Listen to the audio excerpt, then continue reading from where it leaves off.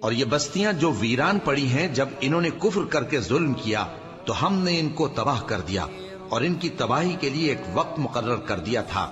اور جب موسیٰ نے اپنے شاگرد سے کہا کہ جب تک میں دو دریاؤں کے ملنے کی جگہ نہ پہنچ جاؤں ٹلنے کا نہیں، خاص صدیوں چلتا رہوں، پھر جب وہ دونوں ان دریاؤں کے سنگم پر پہنچے تو اپنی مچھلی بھول گئے۔